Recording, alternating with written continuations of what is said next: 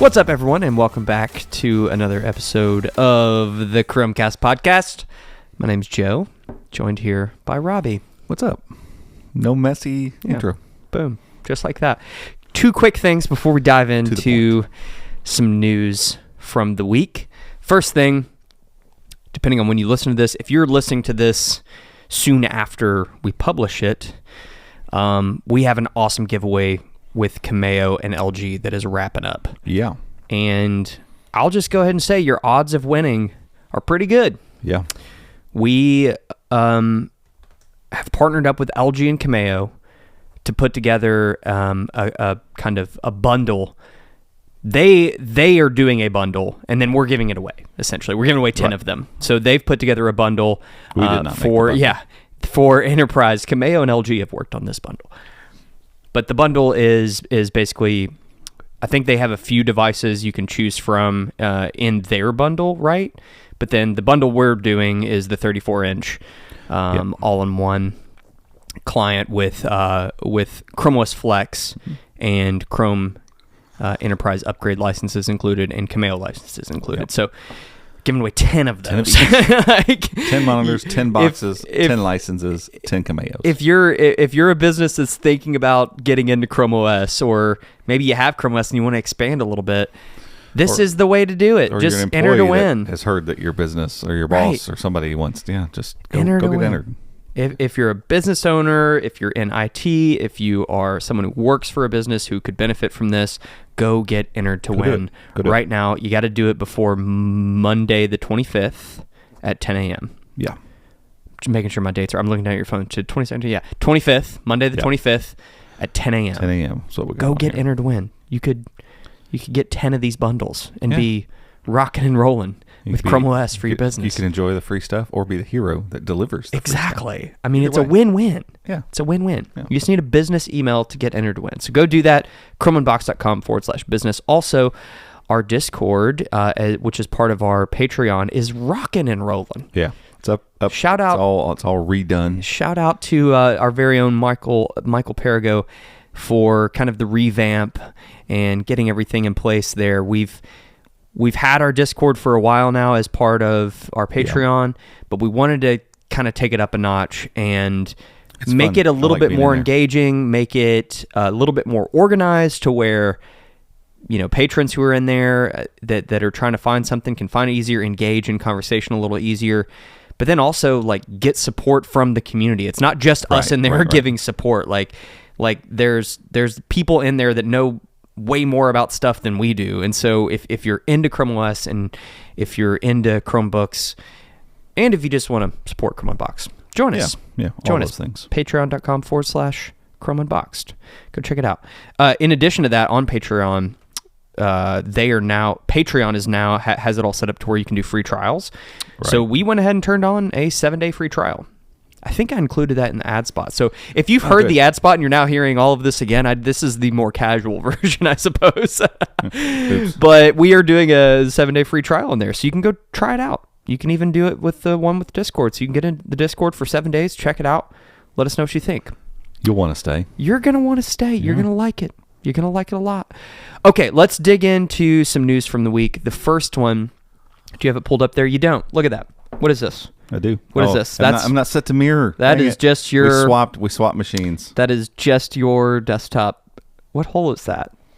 That is, I want to say it's Pebble. One of the par 3s at Pebble, or it's Spyglass. It's one of those courses out there that I'm mainly... If you're not watching on YouTube, you're missing out on quality content of a screen share of Robbie's desktop. Yeah, my desktop looks great. Yeah, it's nice. I've compiled every high definition golf course photo. There's like 8 of them. There's a whopping 8 of them. You would think that there would be an astounding number of just good golf course photos, like 4K, big Quad HD. No. Huh, that's interesting. Very hard to find very good quality ones. Huh. Maybe that's something we should just start doing. That's going to be part of Proof wallpaper. Golf. Yeah, we're just going to do... 50 cents a pop. Yeah. You want a wallpaper, download it. You got it. There's, who's the Fried Egg Golf does that. They sell prints of awesome shots of golf courses. Oh. And there's probably some to purchase if you wanted to. Yeah, those are, I think, for sale. Those are more of like posters you put on your wall. Oh, looky there. Boom. Published. I do know how to Chromebook. He knows how to Chromebook. Zoom in on that a little bit as we scroll through here. So that wasn't ChromeOS 117's fault, by the way. What did I do? Oh boy. Oh great. That was weird. I might have just found some new shortcut there. I don't know what I fat fingered it and hit something. I don't know what I hit. Anyway, so I was trying to do that. There we go. If you don't know, ChromeOS Control 117. Shift Plus zooms your entire display, not just the tab. Control Plus will just do the tab, but figure make the whole thing look larger. So if you're watching on a phone or something, you might kind of be able to read this. But yeah. ChromeOS 117 arrived, at least for me, on this device. I've tried it on a couple others, not there. You know what? Now that I'm saying it, we're live. Let's just see. Let's see. Cross.tech. This pulls from the Omaha servers, which basically are where all the updates and the firmware stuff lives for every device. So if you go to table here, this site, just to be clear, isn't where that stuff lives. This site just pulls from that. Oh, it's not working. No, there it goes. Nope, everybody still look. 116, stable. Down the list, 116. So, but if you look, there you go. The CM34 flips on 117. I have some thoughts on that. X360 14C. Yeah. Slim 3i. Yeah. Is there a correlation here, perhaps? I believe there is. Is there a correlation between the devices? I'm like, oh yeah, oh yep, that one too. Oh yeah. What is it? 100%. Say it for those not watching. What was that? I'm gonna make you hold out to the end of the show. Not the end of the show. The other segment that we're gonna do about something else that has nothing to do with ChromeOS 117. What was the last device? What was that? You just said, oh, there's one more. It was one that makes sense. Everyone I looked at, I'm like, interesting. That lines up. It makes sense why only those devices right now have 117, and you'll know that fact if you stick around and keep listening. But right now we're talking about 117. Yeah. And it is on this device, which is the Lenovo Chromebook Slim 3i. And if that device sounds interesting to you for any reason, then you might piece together the whole update thing. But yeah, it showed up. I didn't see it anywhere on cross.tech because I didn't look for those specific ones. It's got every Chromebook listed, so unless you really are looking. Yeah. And I scrolled enough to see 116 on basically everything. I was like, oh, it's not out yet. And boom, there came a update. I thought it was going to be an incremental. I took it, and it said, see what's new in your Chromebook. And I noticed Material U was in place, and I didn't have those flags turned on this Chromebook. I just didn't go through and do that prior. I normally do that on every Chromebook I use now. If you've watched some of our how-tos, you've noticed probably Robbie seen Material U stuff, and it's like 10 flags because it's the main stuff, but then there's the split notifications, then there's every little system web app has to get you have to check that, and turn that flag on for like diagnostics. So like if I bring up the diagnostics app here, you can see it's all Material U'd out now. It doesn't look like so nice. And it's cohesive looking. But there's this flag for each one of those, the Files app, that app, settings. So you had to go through and flip them all on. And I just hadn't done that on this particular device. And so when I turned it on, boom, there was the new Material U. And fun fact, if you go in here, there's a little, is it called Discover still? Maybe not. Crap. They renamed it on me. Oh, there it is. I see it right there. What do they call it now? Explore. I'm sorry. Explore. Discover, explore. So this popped up. Obviously, it's what's new on your Chromebook. And this launches every time you do a new update? But a lot of times this will launch and it'll like have, so there's like click in here, all your perks are here. So like if they do an incremental update, so say ChromeOS 117 didn't have any big new features, they would just like link you to this, or they would link you to this, getting started or something like that, something kind of more generic. When it comes up and says, check out what's new on your Chromebook, it's like, oh, there's going to be something in here worth talking about. And like they normally do, like if you go down here,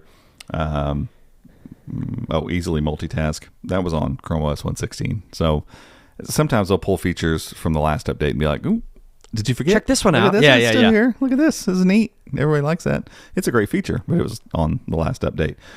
But there are three notable updates, but one of them is way more notable than the rest, and it's the fact that Material U is fully here, and so that includes. Zoom in on that. Can you zoom in on that? I'm gonna for those you. watching on YouTube. How cool is that? I'm going to show you. So it's pulling the colors. We'll go to my desktop here.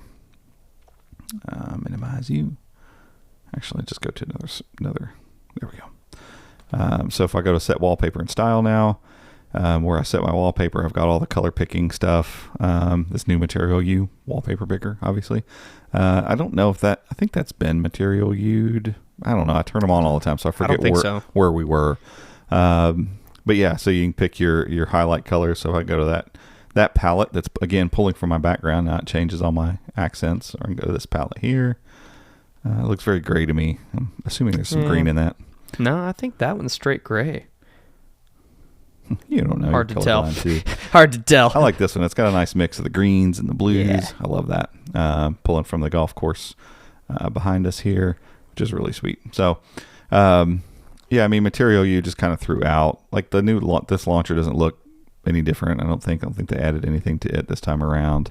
But yeah, like, your settings, go in here and you can just see your settings are all Material U, and basically any system thing that you run into is going to all look very Material U, which is awesome. And it's all on, including the split notifications. So I don't have any notifications right now. You got your phone on you? I do not. Okay. Perfect. Yeah. I don't know but how to, it's so split down the there. notification will pop down here by your clock, and you click it and your notification bubble just pops up kind of in that same space like that. So instead of trying to stack on top of the quick settings, it's in its own thing. Like it used to be about 75 versions of ChromeOS ago. Actually, no, it was before ChromeOS 70. 70 is what really wrecked things. That Pixel Slate update.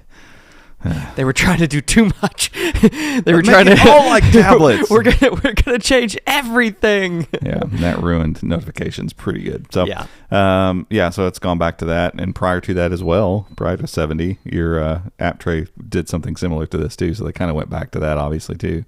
I don't want to run Boosteroid, and so, anywho, Material U is here, which is awesome. I'm super excited for that to be available for everybody. So I know a lot of people see us and we'll write about flags and they'll go, that sounds kind of cool, but maybe I'll do that, but I don't know if I want to mess with that. Now you update your Chromebook and you're just going to have it, and it's awesome. I love it. And in that picker, the wallpaper picker, I keep doing that. I'll just go to another desk again. Set wallpaper style. The other new feature here is shared Google Photo albums. So if I go to my albums in Google Photos, you can see like this one here and this one here. This IO 2023. We got shared the Google Photos assets there, and that's a shared folder. And so now it's here. I can click it, and I can click one of these and set my wallpaper, which sounds small, but the benefit here is, I think I've got, if I scroll down just a little bit, yeah, see right there, HD and QHD AMOLED. These are for AMOLED screens. They're cool, like, super blacked out stuff. But I just added this folder, and somebody is adding more stuff to this, and I don't have to keep up with it. I can just go in here and look. And so as you find these, like, cool Chromebook wallpaper repositories, add them to Google Photos. Now it's a shared library. You can just go in there and set it as a background if you want. So you're telling me we need to make a shared Chrome unboxed. We need to have a Chrome unboxed, awesome wallpapers thing. I wish you could do subfolders in a shared album. I don't think you can do that. Not in Photos. No. So we could do ChromeOS pipe. And then a category. Yeah. And you can join whichever ones you want, because I'm going to find some sweet golf course ones. It'd be a cool way to share out some wallpapers for folks that want them. Yeah. But yeah, then you can just have them in your photos and not have to really think about it. That's an old thing. So, and join your video calls. So if I go here to my calendar, I made me a test so I could show it in the article right there. So now when I look at my day, if there's a meeting, I click join, pow, right in the meeting. Pretty sweet. That's very dope. Little things. Little nice little touch. Nice little touch. It's just little quality of life stuff. But I was super excited this morning. We generally don't get exclusives on Chrome OS updates because it starts rolling out and then everybody writes it real fast. And for some reason, it just hasn't Robbie been around. So found it. I found it first. I didn't find it. It found me. It just popped up. I was doing something else. Like And I put my stuff down and did that. Likely because of the device you were using. Yeah, I guess we could use that as a good transition point to talk about. We'll talk T-Mobile after the break. Yeah. So, yeah, this device, we did a video about it yesterday. By the time this podcast will go out before this video goes out, but I wanted to do a specific video about this device because we got it here for reasons. And I honestly, I knew it was going to be a little different than the Slim 3i that we've done a whole review on. It's still our Slim 3. Let's go call it Slim 3. You know, it's Lenovo Chromebook Slim 3. It has the I because it's Intel, but I mean, we thought it was. And the Slim 3 is well made and stuff, but it's a low end MediaTek processor and 4 gigs of RAM. It's not blowing anybody's mind with performance, and ports are a little limited. And so I don't know. I went and opened it up and was just messing with it because I had a hunch that, and I wrote a post about this last week, that this there's a good chance that this device could be. I didn't pull that one up. Slim 3i. I don't know if I wrote that in that post. Let's see what I said. What did you say? Do you remember what you said? So I'm kind of comparing here the 3 and the 3i, and on paper you look at them, it's like they're pretty darn similar. They don't feel that similar actually in use, oddly enough. But you get more ports, upgrade to the N305 Core i3, which is still small core. So you remember we used to have like Jasper Lake and Gemini Lake. It's still the same thing, same concept. It's all small cores, no big cores. They've just rebranded them a little bit. So now it's Alder Lake N. So you have N100, N200, and now this Core i3, N305. Still a small core processor, but it is quite speedy. And because it's all small cores, pretty battery efficient too. Same 300 nit touchscreen, all that kind of stuff. I don't think I said that. I did not allude to this in here. Was there another article? Wasn't there another article where you said we now have the naming for one of the Lenovo? Yeah. So there was a Lenovo. That was the Flex 5. Oh yeah. Yeah. So that was a Lenovo Lenovo. I know there was some Lenovo Plus article. Flex 5 Chromebook Plus or something. It showed up in Cross.Tech. Yeah. And so there's this feeling that there's going to be this other version of the Flex 5, which is a good Chromebook. I mean, I feel like it's a better version of what we've had in the Flex 5. It's got some upgrades, but I think it still needs a couple little touches to be one of like the Chromebook Pluses. And we've talked about that on the show, but quick refresher, Chromebook Plus is just this thing that we know is coming from Google, codenamed Chromebook X. But the idea being it's going to be a handful or group of devices that meet a certain criteria, and it's not the highest end stuff. It's not like, it's only going to be for the HP Dragonfly Pros. Matter of fact, I don't even know if that's going to be included. I doubt that it will from what we can tell, the leak that showed some of the device names, they all seem like mid-range devices. So thinking mid-range devices, hopefully with better build quality, and I think I'm right with that. That was kind of a hunch, but better build quality and just good overall user experiences with things like better webcams, solid displays, good keyboard, trackpad. It's fast enough internals. Like, it doesn't have to blow anybody away in any of those things. Just put them all together. Just get all the basics right. Yeah. Pixelbook Go to me is the poster child for this idea. Yeah. Like, Pixelbook Go didn't have the best anything except speakers of any keyboard build quality. Yeah, keyboard was up there with the best ever solid, made. Yeah. But there are other Chromebooks that have equally good, I think, keyboards. Yeah. It was exceptional, but there are others. It's not like, oh my God, this is the best, blah, blah, blah. Like, I feel like the Pixelbook, the original Pixelbook, did some stuff that no other Chromebook could do or was doing, and in ways, as a convertible, still is one of the best form factors I've ever put in my hands. But the Pixelbook Go, I feel like, delivered this experience that people just were gravitated towards once they tried it. Like, a lot of people were like, well, it doesn't have a blah, blah, blah processor or whatever. I'm just like, look, just pick it up and try it. I know it's a 1080p 300 nit screen. I know that doesn't sound like, but that doesn't get that. It's good enough to not get in its own way. And then the rest of the device really shines. And it was a holistic experience using that device.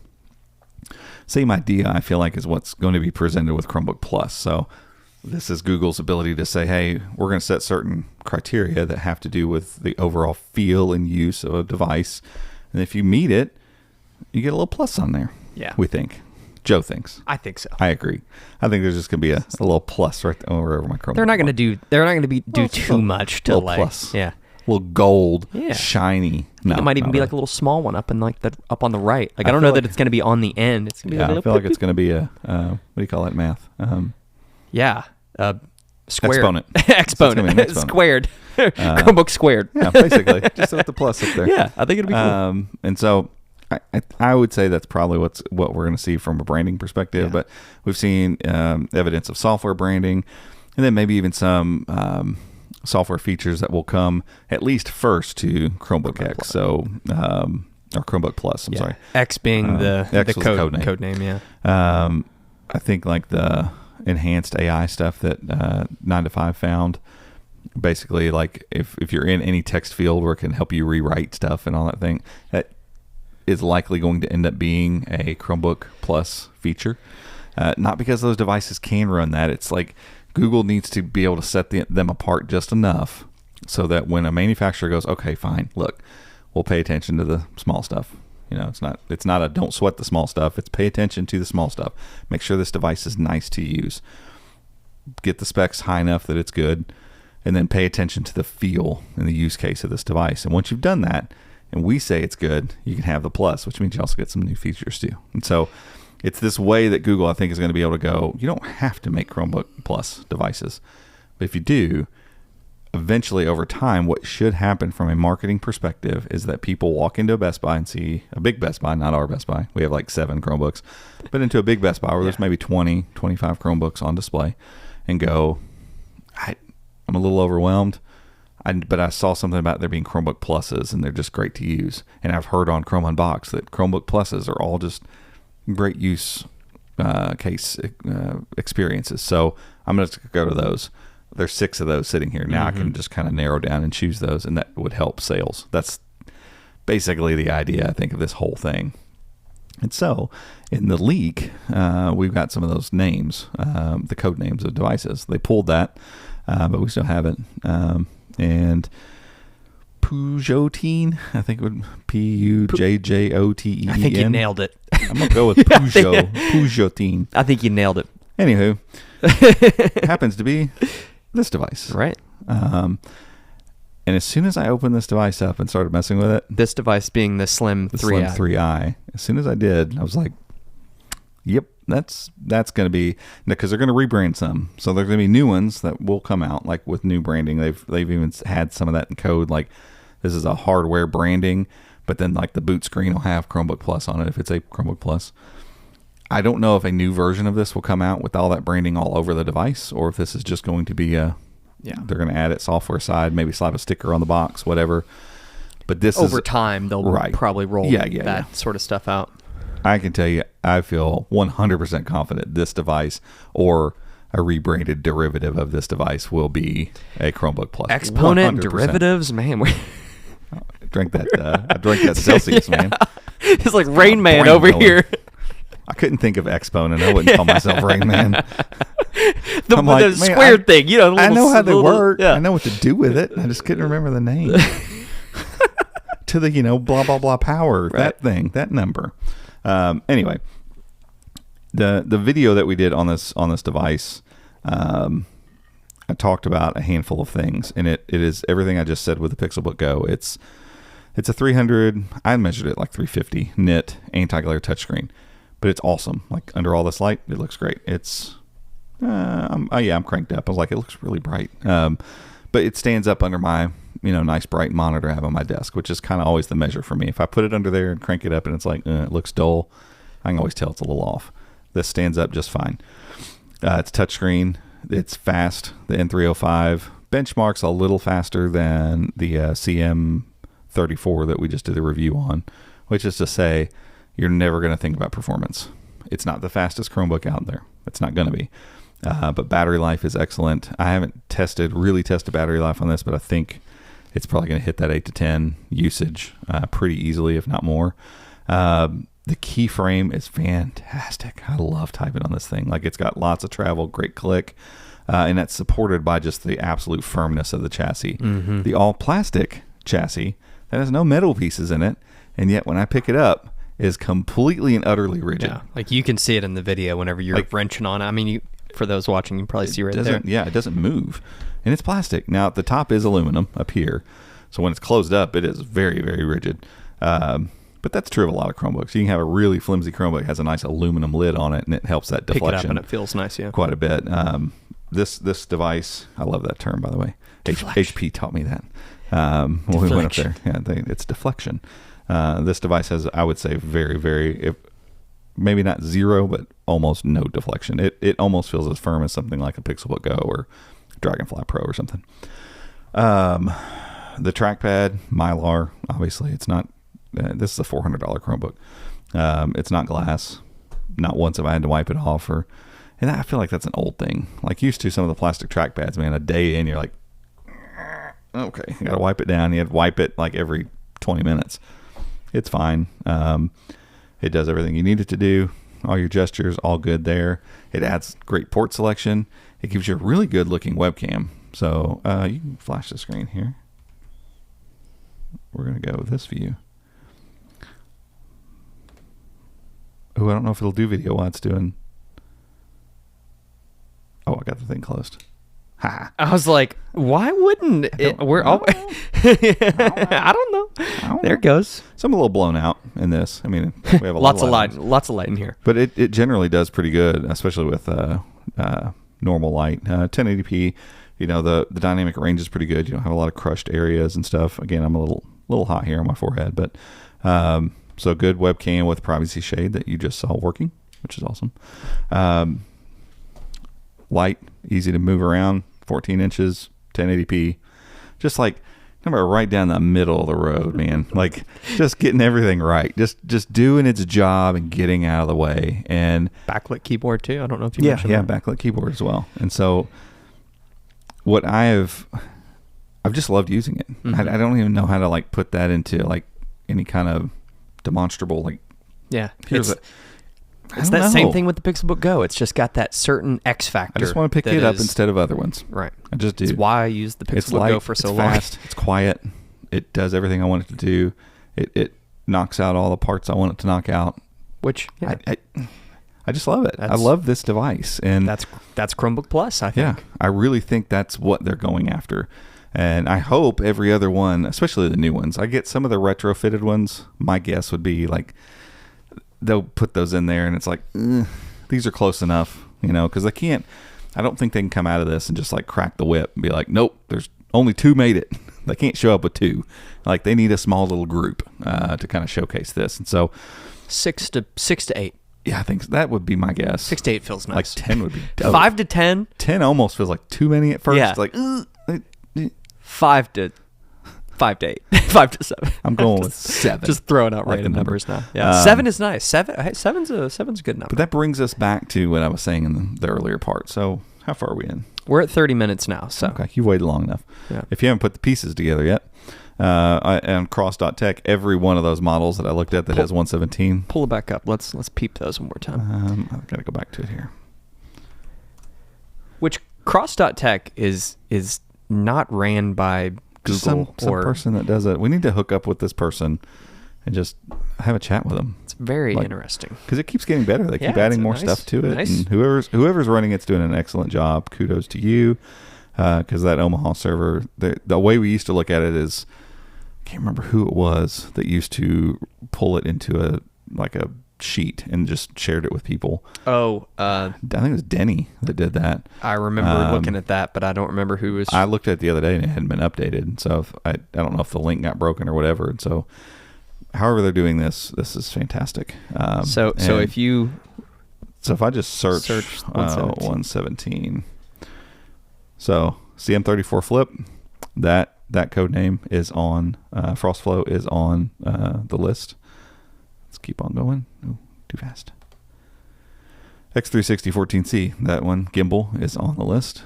So that's the newest X360. That is not there. That's in beta.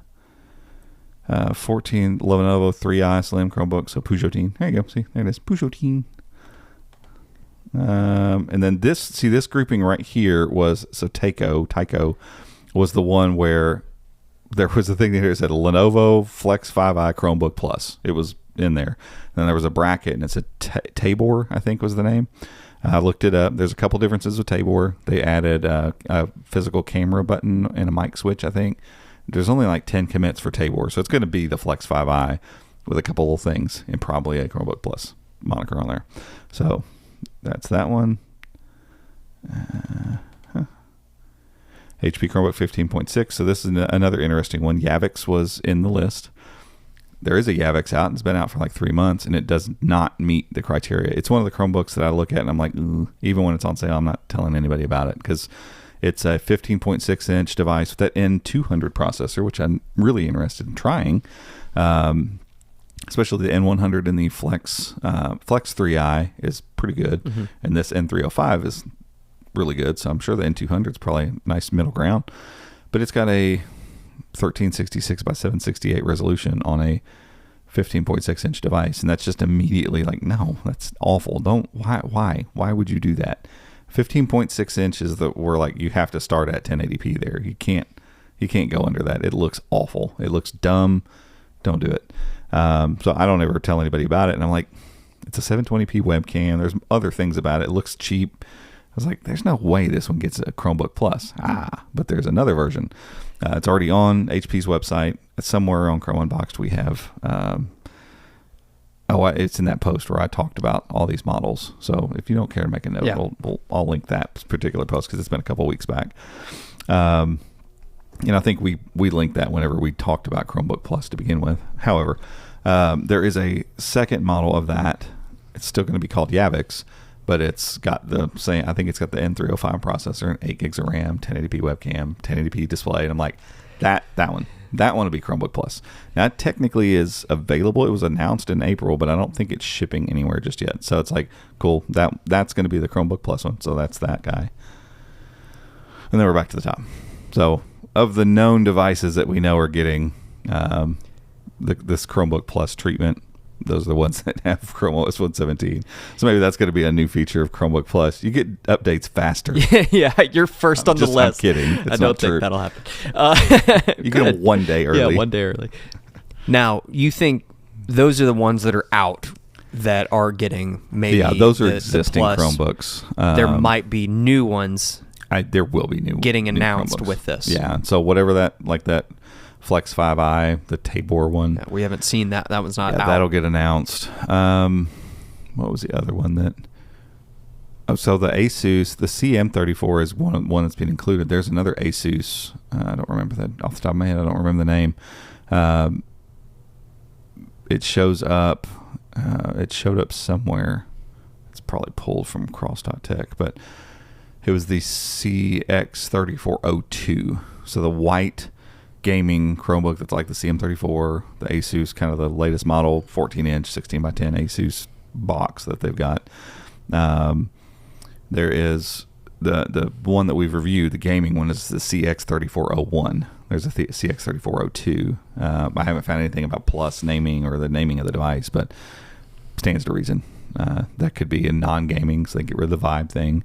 Just be the Asus Chromebook Plus CX34, or I don't know, Chromebook names. That's one of the hopes that we really hope that this will start tightening up. Yeah, it hasn't happened yet, but there's two Asuses that we know are coming too. I bet you those. Yeah, they all got pulled because I searched Plus and Chrome and CrossTech and nothing showed up anymore. There were two Asuses though, or Acers. I'm sorry, an Acer Chromebook 714 or 514. So Acer Chromebook Plus 514, Acer Chromebook Plus 515. That's a 15-inch device. Congrats, Acer. You're the only one that gets Chromebook naming quite right. It's great. Manufacturer, thing, name. It's great. That's it. It's perfect. And the numbers make sense. 500 series means mid-range. Yeah. Like we understand it. It's very clear. I know exactly. And I know because it says 514. That's a mid-range 14-inch device. That could be 16 by 10 or whatever. It's not saying exact measurements, but generally. It's a 14-inch class device and a 15-inch class device, probably 15.6-inch. I would love to see them to basically take the GE, the 516 GE Chromebook, add touch to it. You can nix the colory keyboard. It's cool. I like it, but you know, it doesn't have to be there. I would swap in a touchscreen for it all day. That's it. Maybe put an i3 in it instead of the i5 or something, you know. And maybe you could slim it down a little bit if it doesn't have that monster processor in it. But I picked it up today. I tried upgrading it to 117 and it didn't take. But I picked it up again. I'm like, this thing man. You haven't sent it back yet? No, I asked. Holding on to it. Well, they sent us a list of things we got to send back, and we need to clear out some inventory.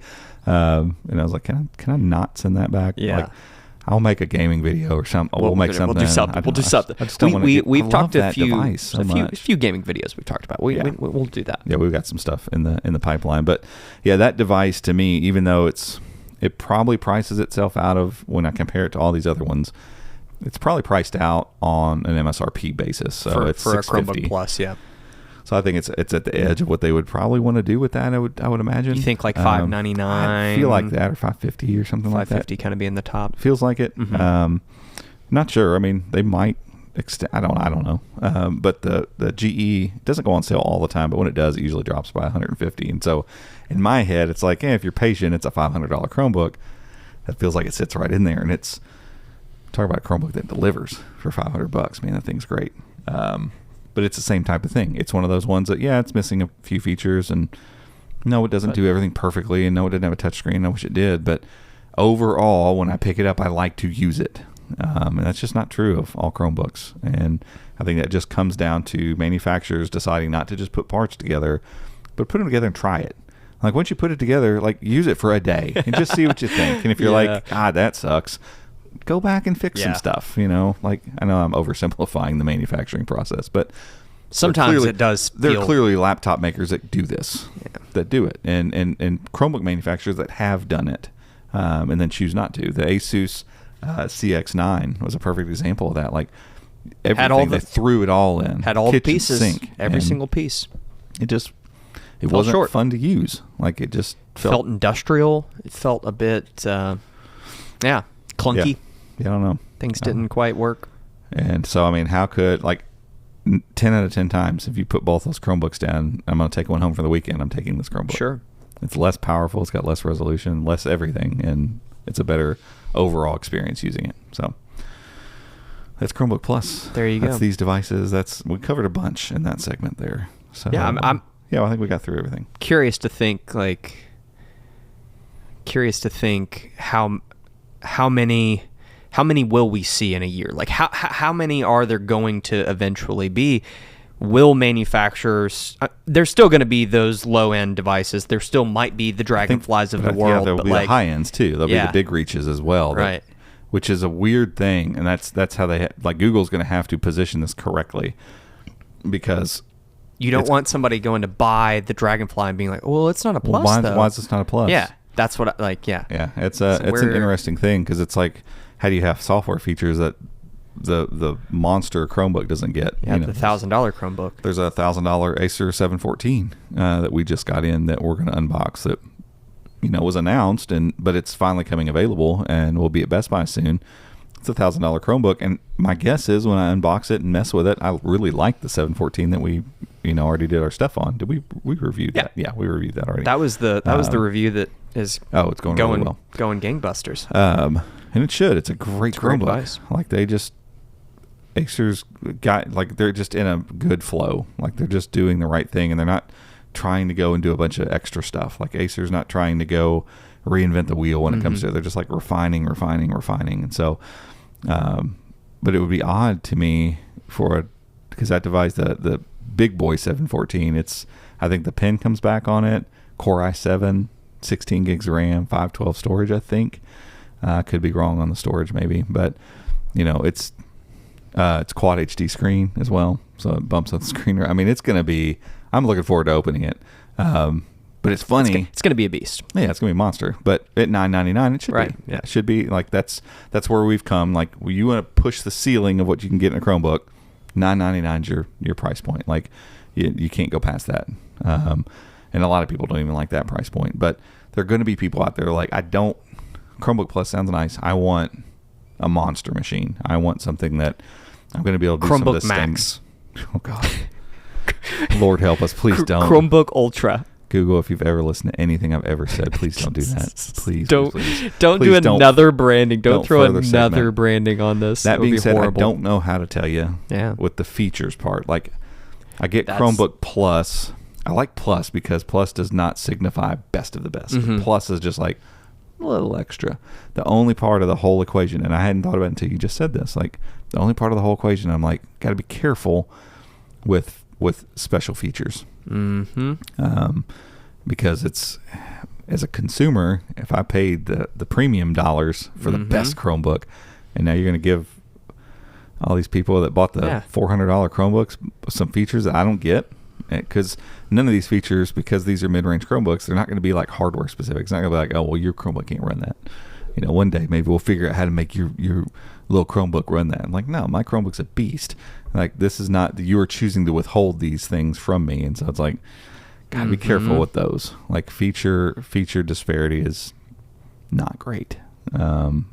I think I think it can be used right. It can, but you got to be very careful with it. So you and others have just found some commits that are pointing to those feature drops. Yeah, I'll say, I mean, Kyle Bradshaw at 9 to 5 has found a lot of this stuff. Like, he came across the whole Chromebook Plus thing originally, and so he's had a beat on some of this stuff. He ended up finding that one file that they pulled that had those names.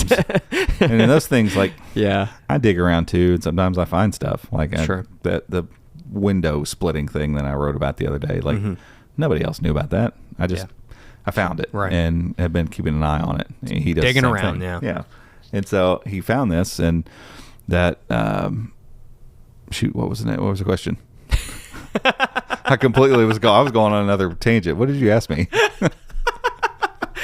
we had kind of a little lunch. We had a pre-lunch. Yep. Too much caffeine, not enough food. We didn't have enough actual food to be podcasting. You're saying this. Do you not remember either what you asked me? I have no idea. Crap. How many Chromebooks do you... Oh, the feature drops you found. I was talking about commits. Are the feature drops, have you found that that is in the commits? That is actually going to happen, or is that maybe something they've just played around with, is what I was getting Kyle did find... Because you're right, that is strange. Like, if you have the Dragonfly, and I've been using the Dragonfly, by the way, freaking love it. It's a great device. You need to try it. Like, once I'm to the point where I don't need to have to use this. Yeah, I'd love to. I want you to test drive it, just because you're coming from I love the fingerprint scanner. I've gotten real used to it. You got to make you a pin that's a one-handed. I've got a one-hander. I'm pretty quick with it, but the fingerprint scanner is nice. But as someone who maybe, that one's a review unit, but if I had bought that Chromebook and Google saying, hey, here's some cool new features that are coming to the Slim 3i, but not coming to your Dragonfly Pro. Ooh. What the heck? I spent $1,000 on a Chromebook. So I can't think of the. It's a feature. Let's see, ChromeOS. I'll just do AI. It's an AI feature. Oh, the auto. Help me write. Yeah. I was going to say auto write. Auto write me. Auto write this for me, please. Let's see. I'm trying to get here. The actual code there. Well, so all of this stuff that's Orca, there's the code name for all this whole thing. Here we go. Early indicators. Likely that's going to be exclusive. Basically, there's this thing called feature. It's feature management something. It's a thing they built in with ChromeOS or Chromebook Plus, Chromebook X at the time. Basically, where they can package these features into this thing, and then in a Chromebook say yep or nope, and then yep all the features, nope none of the features. Right. And this whole AI help me write thing is part of that. It's clear code. So, that means something like that is a CBX only deal. Yeah. So, working out what that means for higher end devices will be interesting. Now, there's nothing to say that because that feature module is its own thing. It doesn't say like, oh, we got to now make this a Chromebook Plus thing. They could just turn it on for other devices. Like they can also add in those other ones, and so. But then where do you draw the? I mean, is it any device over a certain price? Is it a certain processor? Is it a certain MSRP? It'd have to be MSRP because I mean, what else are you gonna? Yeah, where do you draw the line? I guess that'll be interesting to see. Yeah, they're gonna have to work that part out because you just don't want to offend those buyers, and I know they're probably small in number. I get it. Like, I feel like that's why this whole thing's happening. Right. You know, they see the market. We see it too. I mean, we we see when we do a deal about it on this show. Deal post, or we talk about mid-range Chromebook. People get very excited and they love it, and people are ready to drop $400, $500, $600 on a Chromebook all day. That has some good stuff and it's fun to use and they enjoy it. Like they're excited about that, and it's a real good space in the consumer market right now. But you get up in the $700-$800 and people get really unexcited about it and start getting really nitpicky. Critical. Mm-hmm. Yeah, and I mean, it's what we talked about with the Dragonfly Pro whenever we did the poll on Twitter. Yeah, I think it was $758. Yeah, $758. Yeah, $799. I was going to say $750. That was the most popular cap. And it's $1,000, so $200 more. Yeah, so I mean, it's perceived value, and I'm not getting into all that right now. But you know, it's just this idea that what you can do now, what I might be able to do in the future. And so whether you're ever going to edit a video, whether you're ever going to get into Photoshop or whatever it is that you think you might do one day, LumaFusion. When you buy a device, you want the idea that you could, if you wanted to. And the more you spend, the more you want to be able to could do one day. Yeah. Even if you're never going to do it. So stay tuned. That's all I'll say here. Just like there's stuff happening. Like Robbie just found this. I mean, I feel like the realization of the 117, 7, 111, 117 Niner. I feel like the realization of those devices getting the update happened just now. Happened live, folks. Yeah. So there's a lot happening. Stay tuned. ChromeUnboxed.com. You talked a little bit about we talked through the break again, so we're just going to roll. We're going to talk two other quick things. We're going to get out of here, and we're going to go get a slice of pizza to celebrate. Food. So you talked a little bit about the CM34 Flip, but is there anything else you wanted to throw in there? We did the review. We actually filmed it 2 weeks ago, but we got it all wrapped up last week. You published it this week. So fresh review out there on Chrome Unboxed. Anything you want to kind of add to that other than what we've already kind of discussed? No, I mean it's a good device. I'm trying to think if I could say that. Does it? I don't know that it offers, other than being a convertible, I don't know that it offers anything really above and beyond like this device here, the Lenovo Slim 3i. And the cost of it is what makes it so compelling. So it's not quite as tight as the CX34. Like CX34 is, even the material on the outside just has a little bit nicer touch to it. It's the same chassis, 100%. Tried to get some B-roll shots, but you couldn't see it, so I ended up I didn't use many of them. Again, nothing on it's bad. It's fine. I used it actually for like 2.5, 3 weeks because I ended up getting it in. You were in Italy. I got it in and started messing with it and ended up using it for a little while. I was like, well, I got the review ready. I didn't have anything else to go to necessarily that I needed to. And so out of habit, I just kept coming in and using it for a while. So it was what was on the desk, and just it was an extended review with that thing, and like it's a comfortable Chromebook to use. And I don't know how to verbalize the difference between that's a good Chromebook. I don't have any complaints. Like, and it keeps dropping down to $300, by the way. That's when it gets real interesting. Absurd. For $300, I mean, it's great. Unbelievable. Like, what we always talk about. Value proposition is. Yeah, I mean, for real. that amount of money, it's ridiculous. But if we're talking MSRP to MSRP, it's about the same price as this. For whatever reason, I'm going to pick this up. I like this Chromebook a lot. I like the way it feels. The convertible form factor, a lot of times in not super high end devices, the hinge can feel a little off. Weighting's a little weird. So the CM34 is very good. It's a very good Chromebook. Very middle of the road. It's a good showcase for AMD's new 7302C Ryzen, whatever that thing is. It performs well, gets out of its own way, no problems. It doesn't do the stupid throttling thing. So when I unplug it, The benchmarks run the same as they did when it was plugged in, so all that's good.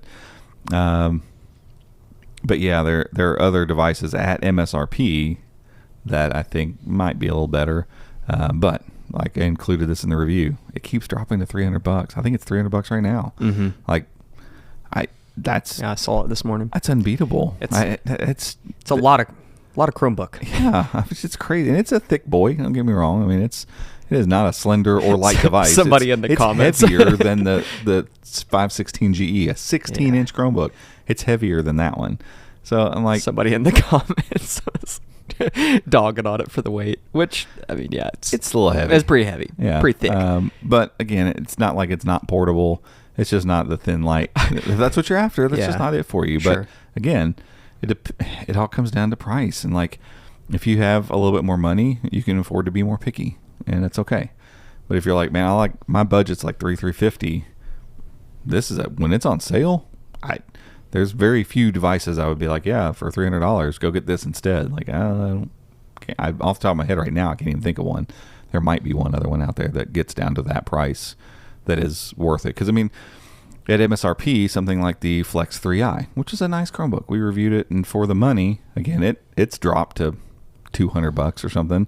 Crazy good. It's got a great screen. It's probably going to be a Chromebook Plus candidate as well. Like, it's just well made, and 16 by 10, 12-inch screen. It's a nice little laptop, and it gets around. And it's fast, and but it's only got 4 gigs of RAM, and you know that device, when not on sales, right at $320, I think. If the Asus is on sale for $300, no way you don't get that. Unless you 100% want a small, thin device, and they're going to put it in a purse or something. Like if it's like, hey, I'm putting it in a backpack either way, 100% go get the Asus. Like that's not even a question. So it's compelling for a lot of reasons that way. Yeah. And it was a cool device to review. I like the vibe a little bit better. The white version I like the fact that it has a stowed stylus and doesn't show the fingerprints. It's a little tighter on the feel. The white chassis is dope. Yeah. There's and the 144 hertz screen on it doesn't hurt either. There were a few B-roll shots where you could clearly see several fingerprints even after I wiped it down. That sucks because I said in the review it didn't fingerprint too bad. Yeah. Like I didn't remember. I guess maybe under studio lights, but like under normal lighting, you just don't see them as much. The white one, you don't see anything. The white one though is like perfect, and it's clean and crisp. Yeah, it's nice. Probably not clean, but it looks clean. Yeah. So go check out the review. It's on our YouTube channel and on chromeunbox.com. We'll obviously link it down in the show notes. One last thing before we head out. I said we were going to talk about it, so we have to. If I say it in say it, you mean it. Part in the podcast, you got to come back to it. I'm a man of my word, okay? On the heels of Android putting out the iPager video, which was hilarious. It was great. We'll link it. If you didn't see it, basically the whole point is. Did you put it in your article this morning? Should have dropped it in there. No, I don't think I put it in there. I linked to the post, but yeah, the idea is, Apple is using an outdated mode of communication in iMessage, and some people would look at that and be like, no, they're not, but the way that phone communicates to anything that's not an iPhone, which I know now that's basically just Android, but used to be Android, BlackBerry, Windows Phone. Like you had to think about other people, other than yourself. The way that it works is SMS, MMS. Well, guess what? The world has moved on now. Like we're finally to the point where RCS is becoming the standard messaging platform for texting from carriers on other devices. And Apple is refusing to add it. Like no one's saying like make it a replacement for iMessage. No one is saying that. Just you add SMS and MMS. You've chosen to keep those added in. Get rid of them and replace them with the current standard. And I used this metaphor yesterday when we were talking about this. It would be as if iPhones could call other iPhone users, but then when they went to call a business, like a landline that's not an iPhone, I'm going to call someone who doesn't have an iPhone.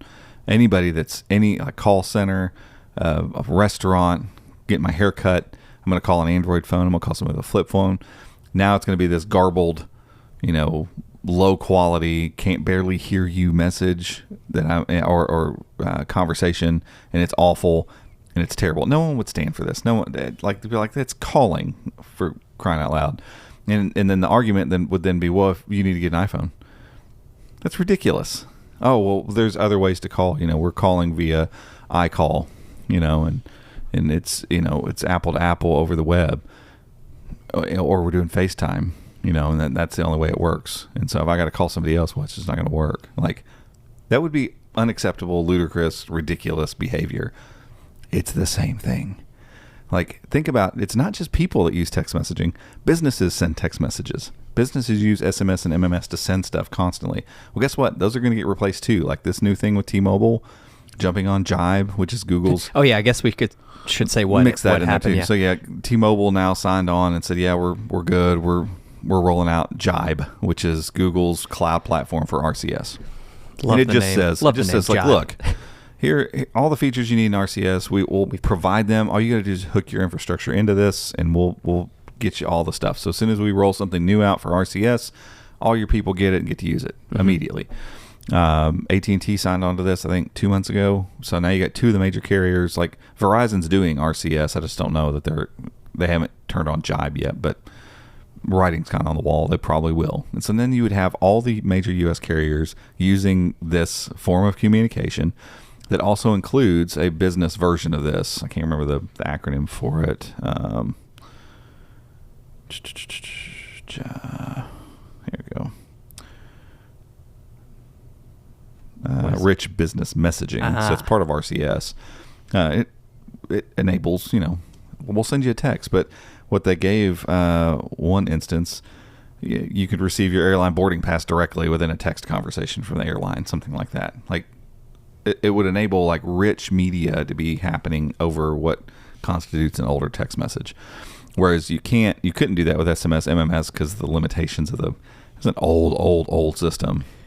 And sending this message might incur an additional fee. Like, what the heck? We'll get rid of all that. What is this? And we live in a world where people use SMS, MMS, no matter what. They're going to use it. And trust me when I tell you, if you have an iPhone and you understand the difference in iMessage and SMS, MMS, you are among the very small percentage of people that do. Most people think when they send iMessage, they're sending a text message. That's what they think.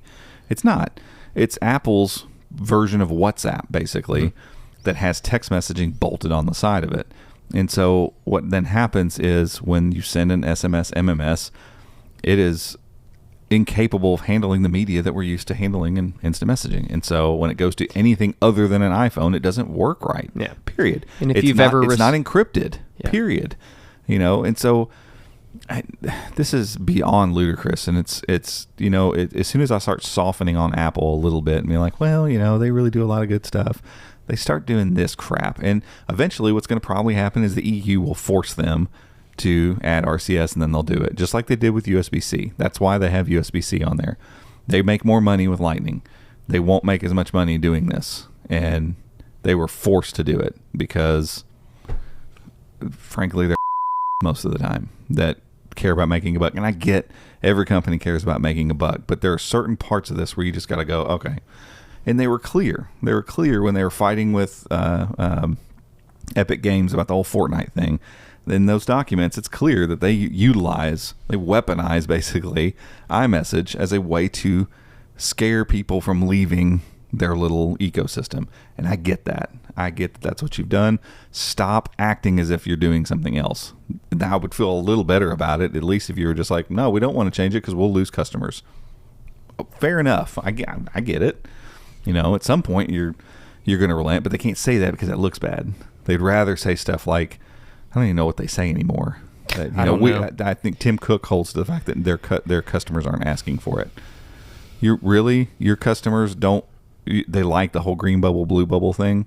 And then when pressed him on that last year at a conference, he said, my mom can't be in this chat. Well, you should get her an iPhone. Well, buy her an iPhone. So cool. Throw away her electronics and go buy her an iPhone. So that's elitist and terrible for the environment. So I'm just like, I get it. All these companies are that way. It's not like Google's an angel and Apple's the devil. It's not that way. But in this particular thing, Apple's wrong. They're wrong for not adding this, and I understand why they're not. But just be frank with everybody. Yeah. Like everybody knows too. It's like most of us who actually know anything about this stuff, we all know. We know what you're doing. Stop with the charade. Just say what you're doing. But you won't do that because then that's going to make you look bad, and people realize that, oh, you're doing this just to screw people. And it sucks. Everyone on Android just has to use Beeper. I mean, that's the solution here. That is not a solution. No jab to Beeper, but that is not the solution. No, you can't expect everyone to go download a different app. Yeah, and like people, you said something about like most people don't know. I mean, most people on Android are just going to use whatever messaging app is. Good for Google for finally getting most of the major brands and stuff to just ship Google Messages. Like, stop making your own text messaging app. Stop it. We both use and have for a while now used WhatsApp for most of our messaging. For business stuff, we use Discord, but for like personal stuff, you and I both, I think, are primarily using WhatsApp because it's cross-platform. I don't have to worry. Do you have WhatsApp? Everybody has it. Sending videos, like, and everyone else other than United States citizens, no one deals with this. Like, this is a uniquely U.S. problem that was created basically because for a long time, U.S. was the first country with carriers who just were like, unlimited texting, text all you want. Everywhere else had to pay for texting forever. And so as soon as internet messaging came along, IMs, then you could send stuff over the web. Well, that got you around the whole paying for text thing. And so everybody else jumped on that bandwagon. So did Apple. They did the same thing. People started doing that with iMessage, and then they realized, we can just hook texting into here. And then the minute they were able to stranglehold that as a thing and start making it us versus them with iMessage, the minute the competition went away, once Windows Phone and BlackBerry died off, as soon as it was Apple and Android, that they just squeezed it, and they're not going to let go unless they have to. They're just not. And so I hope Google continues to do this kind of stuff. Like, it is a little playful, but it's also like help people get informed on what ends up being a very complex issue to describe. It's so difficult because most people don't understand what you're talking about. I don't know what marketing agency or marketing department within Google came up with hashtag get the message, but that is fantastic. I know. But they're going to have to just keep doing it. Yeah, they got to have to keep pounding the drum. Because most people don't understand. And the more people that do, as they get older and are making purchasing decisions for themselves, they'll get it. This is not going to be a short fight. I think before Google has a huge impact on this, what will happen is the EU will basically say, you got it. We need to unify messaging. There needs to be unified messaging. And like it or lump it, carriers are going to ship phones that have some sort of messaging built into their platform. SMS, MMS was that. RCS is now that. This is the replacement. It'd be no different than if, whenever they started doing voice over LTE and voice over 5G, if Apple was like, nope, we're not doing that. Well, the carriers are like, well, we're shutting down the old school version of calls. You have to make calls over VoLTE. And that's not the case yet. But imagine the day comes and Apple's like, nope, don't care. You only can call via FaceTime. Yeah. Oh, you can make phone calls, but you have to call their Apple devices, and that's the only ones you can call. It's back to what I was saying earlier. That's ludicrous, but it's literally the same thing. Like, the carriers, like them or hate them, are the bloodstream of our communications. Apple's not a carrier. iPhones without carriers are useless. They're useless. They're tablets that you carry around in your pocket that you would be hunting for Wi-Fi all the time on. The carriers are required for mobile phones to work the way that we expect them to. And so part of that means playing that game. And if the carrier says, hey, here's how we make phone calls on our network, and here's how we send text-based information on our network, you got to get on board with those two things. Right. Like, you just have to. I mean, you don't have to. I guess Apple can do whatever they want. But at some point, like, the carriers, I hope, start putting pressure too on with Google. Like, this needs to be done. Like, and the carriers, again, are in Apple's pocket too, because they're like, well, we can't piss off Apple too much because we like selling iPhones. So it's Google's the one to do it. Google's the one carrying the flame here. I mean, I know, and it's tough. It's on them. I don't and us them. talking about it. Yeah, Chrome Unboxing and Google are going to solve this problem. What a mess! And no one could have saw this coming. No one saw like. When IM started, when IM started happening, and then RCS came along, you just It's kind of. Wouldn't have- I just kind of figured, we'd all end up on WhatsApp or something. Everybody. That's just what most people would send messages in, and SMS would always be this degraded piece of crap messaging platform. And it's like, cool. They replaced it with something that's way better, and it's great. Now we're fractured. And until it all comes around. Yeah, the EU will fix it. Just lean on them. Our government. We can't do it. We can't do it. Like, nope, we like that lobbying money, baby. That's right. That's right. All right, folks. I think that's all we've got for this week. We appreciate you all tuning in and listening and watching. If you are watching over on YouTube, make sure to give us a thumbs up if you like this content. If you loved it, go down there and click subscribe. And if you want to get notified when we put out new episodes, really loved it. If you really, really loved it and you're like, I want to know every single time these guys publish. When this happens, I want to know. Go click the notification bell. Alrighty, that's it for this week. We will catch you all next time. See ya.